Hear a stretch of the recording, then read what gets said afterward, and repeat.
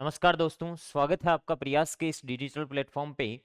दोस्तों, जैसा कि आप देख पा रहे हैं, आज अपन मैथ्स के पेपर का सॉल्यूशन करेंगे। आज का जो पहला क्वेश्चन है वो क्या है, देखो। दो संख्याओं का योगफल 45 है, उनका अंतर उनके योगफल का 9वां भाग है। दो संख्याओं का योगफल दे रखा है, ठीक है। तो माना दो संख्याएं x और y है, तो दोनों संख्याओं का योगफल तो 45 दे रखा आपको, ठीक। और उनका अंतर योगफल का 9वां भाग है। अंतर योगफल का 9वां भाग है, तो अंतर बोले तो x माइनस वाई, योगफल का 9वां भाग है, तो 45 का 9वां भाग 45/9 करेंगे। देखो 45/9 करेंगे तो 5 आ गया, ठीक है। तो अंतर 5 आ गया, ये लो। जब भी दोनों संख्याओं इनको ऐड करेंगे, y से y कट जाएगा, 2x बराबर कितना आएगा 50, और 2x बराबर 50 तो x बराबर कितना 25, और x बराबर 25, जिन दो संख्याओं का योगफल 45 है उनमें x 25 है, तो y कितना होगा। y आपके पास में नो डाउट है 25 प्लस वाई, 25 प्लस वाई बराबर कितना हो गया 45, 25 प्लस वाई बराबर 45 हो गया। तो अब बताना मेरे को कि 25 प्लस वाई बराबर 45, तो y बराबर कितना आ गया 20। एल दो संख्याएं आ गई आपके पास में 25 और 20। अब क्या पूछा है, उन संख्याओं का एलसीएम बताओ। एक बात बताओ, एक छोटी से छोटी संख्या जिसमें 20 और 25 दोनों का भाग जाए, 20 और 25 का एलसीएम निकालने का तरीका, दो का भाग दे दो 10 25, फिर दो का भाग दे दो 5 25, अब 5 का भाग दे दो 1 5, 5 5 25, 25 दूने 50 दूने 100। इसका मतलब वह संख्या कितनी आ गई, एलसीएम कितना आ गया 100 आ गया। ये लो दोस्तों, पहला क्वेश्चन था अपना। नेक्स्ट, इसके बाद में अगले क्वेश्चन पे चले। देखो, दो अभाज्य संख्याएं x और y का एलसीएम 61, सॉरी एलसीएम 61 है, ठीक है। दो अभाज्य संख्याओं का एलसीएम क्या होता है, उनका गुणनफल होता है हमेशा।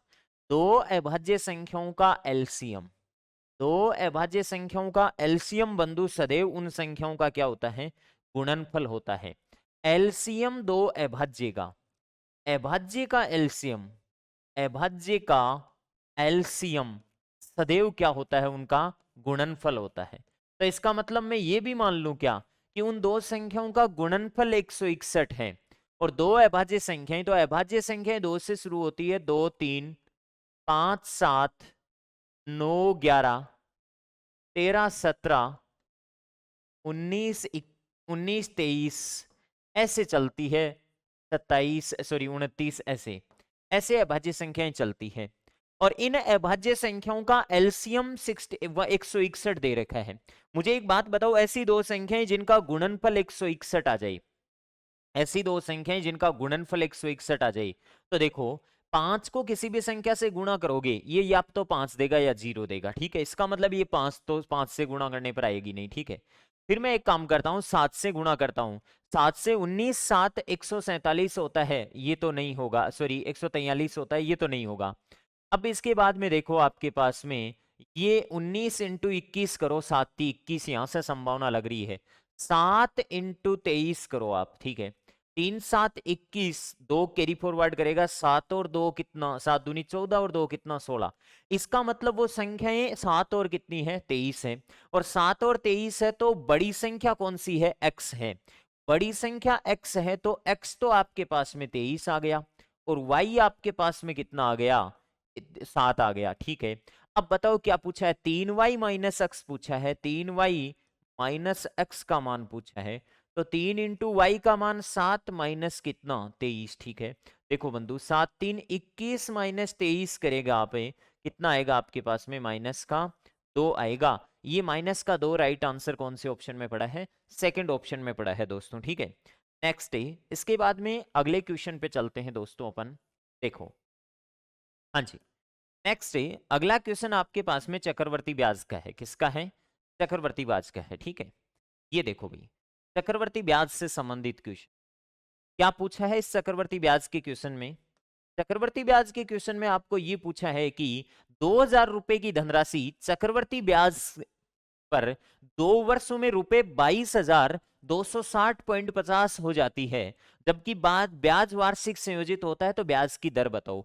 मूलधन कितना है मुझे ये बताओ बंधु, मूलधन आपके पास में 2000 रुपए है, कितना है 2000 रुपए, सॉरी 20,000 रुपए है, कितना है 20,000 रुपए है।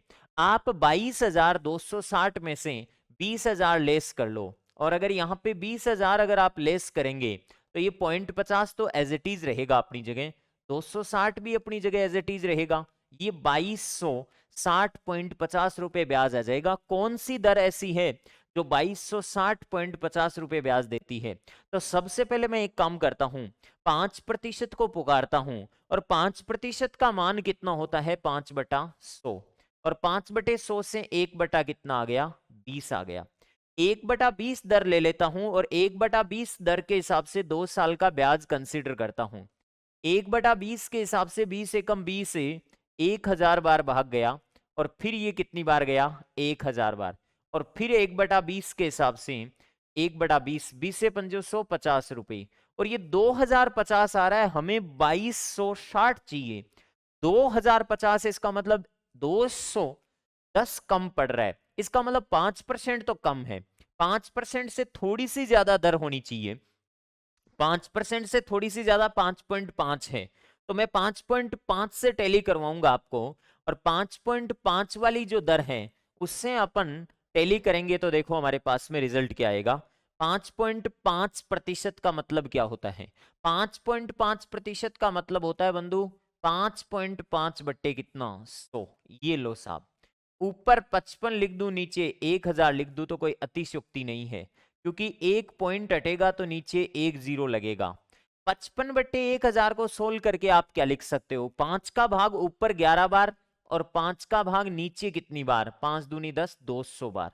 ये लो साहब, पहले साल का ब्याज निकालता हूं मैं 11/200 के हिसाब से, दरें कुछ अजीबो गरीब है। 11/200 के हिसाब से 200 का भाग दिया तो 100 बार गया, 1100 ब्याज आ गया। चलो ठीक है, सेकेंड ईयर का कितना आएगा 1100 ही सेकेंड ईयर का सिंपल आएगा, लेकिन इंटरेस्ट ऑफ इंटरेस्ट कितना आएगा 11/200, 2 जीरो से 2 जीरो कट गया, 121 आ गया, क्योंकि 1100 को गुणा करना पड़ेगा एटलीस्ट 11/100 से।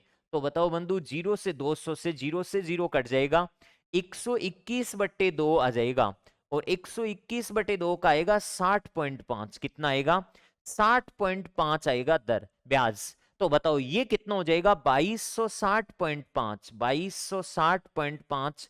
कौन सी दर सुटेबल रही बंधु? सेकंड वाली रही। कौन सी रही? सेकंड वाली रही। फिर भी अगर आपको कोई दिक्कत है, फिर भी दिक्कत है, तो इसको फॉर्मूला मेथड से भी कर सकते हैं आप। किससे कर सकते हैं? फॉर्मूला मेथड से भी कर सकते हैं। फॉर्मूला क्या होता है बंधु हमारे पास में? अमाउंट का। अमाउंट का फॉर्मूला, मिश्रधन का फॉर्मूला होता है P इंटू 1+R/100 की पावर कितनी T। तो ये पावर तो आपको 2 रख देनी है, तो ये 22,260.5। फॉर्मूला भी थोड़ा सा कैलकुलेटिव है, ठीक है, थोड़ा सा कैलकुलेटिव तो फॉर्मूला भी रहना है आपका, ठीक है दोस्तों, थोड़ा सा कैलकुलेटिव तो रहेगा फॉर्मूला भी। चलो देखो आगे कितना, ये मूलधन आपके पास में 20,000 हो जाएगा, तो मूलधन 20,000, 1 प्लस दर तो हमें निकालनी है, और पावर कितनी लिख दो 2 लिख दो। ये लो साहब, ये इस प्रकार से ये अपॉन में आ जाता, वर्गमूल लेना पड़ता, थोड़ा सा कॉम्प्लिकेटेड था, लेकिन और एक तीसरा तरीका बताता हूं। आप एक काम कर लो, मूलधन 20,000 रुपए लेते हुए 2 साल का चक्रवर्ती ब्याज निकाल लो, ठीक है, अलग अलग दरों से निकाल लो। आपका क्वेश्चन करेक्ट होना चाहिए, क्वेश्चन गलत है नहीं होना चाहिए। ये अभी अभी हरियाणा सीईटी में आया हुआ क्वेश्चन है बंधु, कोई ऐसा क्वेश्चन भी नहीं है कि कोई कॉम्प्लिकेटेड क्वेश्चन है, ठीक है, तो इसका ध्यान रखना। हरियाणा सीईटी में ये क्वेश्चन पूछा गया है, ठीक है, जो नवंबर में एग्जाम हुई थी 5 और 6 नवंबर को, उसका क्वेश्चन है दोस्तों, ठीक है। हाँ जी, नेक्स्ट है अगला क्वेश्चन। देखो अगला क्वेश्चन क्या है आपके पास में, अगला भी देखो कितना शानदार क्वेश्चन है, एग्जाम ओरिएंटेड क्वेश्चन है, कोई बड़ा लेंथी नहीं है, कोई स्टैंडर्ड का क्वेश्चन नहीं है, फिर भी आपको देखो कैसे हैंडल करना है ऐसे क्वेश्चनों को, ठीक है। बिल्कुल आप अपने नेचुरल तरीके से क्वेश्चन करेंगे तो आपका क्वेश्चन करेक्ट होगा, बस हड़बड़ाना नहीं है आपको क्वेश्चन देख के, घबराना नहीं है क्वेश्चन देख के, आप अपना नेचुरल स्कूलिंग तरीका लगाइएगा। देखो एक आयत की लंबाई और चौड़ाई का अनुपात 3:2 है, तो मैं मान लेता हूं आयत की लंबाई, सुनो बिंदु, मैं आयत की लंबाई 3x मान लूं और चौड़ाई कितनी मान लूं 2x मान लूं। आयत की लंबाई और चौड़ाई का अनुपात 3:2 है, तो लंबाई 3x और चौड़ाई कितनी 2x मान ली, ठीक है। अब देखो जबकि इसके परिमाप एवं क्षेत्रफल का अनुपात 5:9 है। परिमाप एवं क्षेत्रफल का, आयत का परिमाप, आयत का परिमाप, आयत का परिमाप बट्टा आयत का क्षेत्रफल, आयत का परिमाप बट्टा आयत का क्षेत्रफल, ये है 5 कितना 9। ये लो भाई, आयत के परिमाप का सूत्र लगाओ तो सही, जरा देखें। आयत का परिमाप होता है 2 गुणा लंबाई प्लस चौड़ाई, 3x प्लस 2x। ये लो साहब, आयत का क्षेत्रफल 3x इंटू 2x, ये आयत का क्षेत्रफल बराबर 5 बट्टे कितना 9।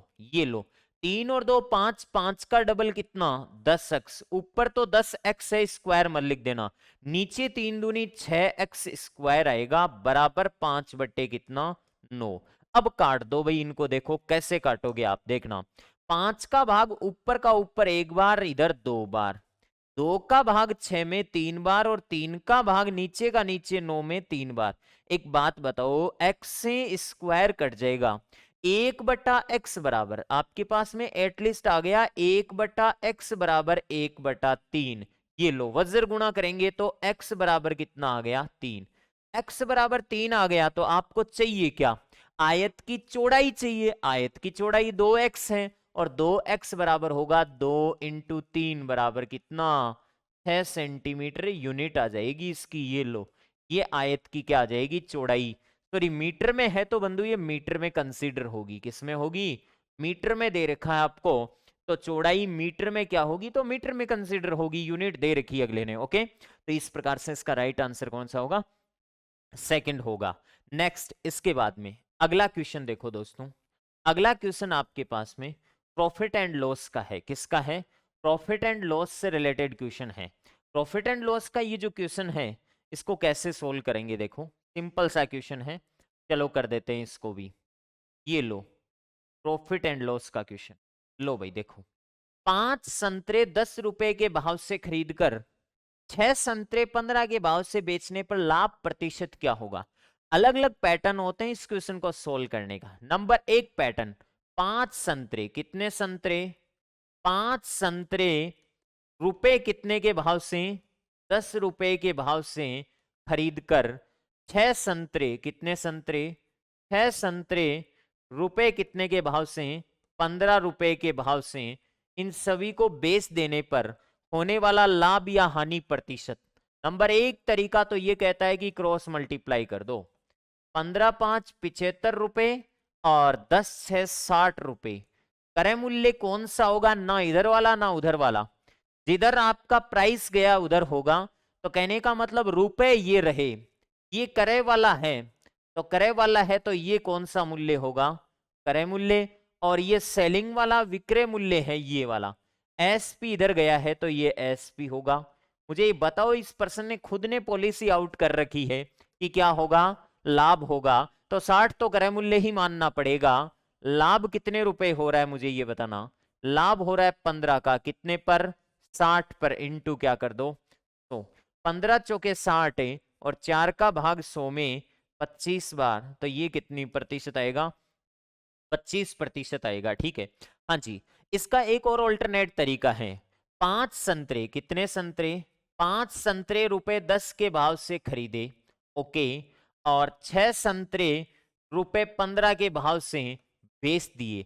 जितने खरीदे सबको बेचा, तो क्वांटिटी सेम बना लो, और क्वांटिटी सेम बनाने के लिए ऊपर 6 से मल्टीप्लाई और नीचे 5 से मल्टीप्लाई। ये लो भाई, ये नीचे ले आओ इस सेगमेंट को पूरे को। 30 संतरे कितने रुपए में, 60 रुपए में खरीदे, सेम ही पैटर्न है दोनों। 30 संतरे 60 रुपए में 75 रुपए में बेचे, कितने रुपए में, 75 रुपए में बेचे।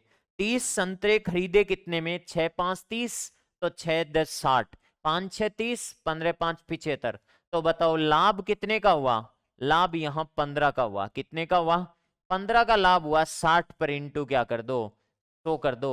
ये लाभ प्रतिशत ये भी कितना आएगा, 25%। दो तरीके। तीसरा तरीका बंधु आपको नहीं लगाना होता है, एक वस्तु का कॉस्ट प्राइस निकाल सकते हो आप। ठीक है, अगर 5 संतरे 10 रुपए के भाव से खरीदे तो एक संतरे का मूल्य कितना होगा, 10 बट्टे कितना 5, 2 रुपए पर संतरे खरीदेगा अगला। ठीक है, और अगर 6 संतरे 15 के बेच रहा है तो 15/6 एक संतरे का विक्रय मूल्य आ जाएगा। 15/6 को लिख सकते हो 5/2, और 5/2 मतलब 2.5 रुपए की बचत कर रहा है 2 पर। तो 2 पर 0.5 कितना होता है? 2 का 50 पैसे कितने होते हैं? 1 का 50 पैसा तो आधा होता है, लेकिन 2 का 50 पैसा चौथाई होता है। चौथाई होता है तो 25% का प्रॉफिट, जो कि कौन से ऑप्शन में है? सेकंड ऑप्शन में है। ये लीजिएगा दोस्तों, आपके इन क्वेश्चनों का सॉल्यूशन रहा। Okay, thank you.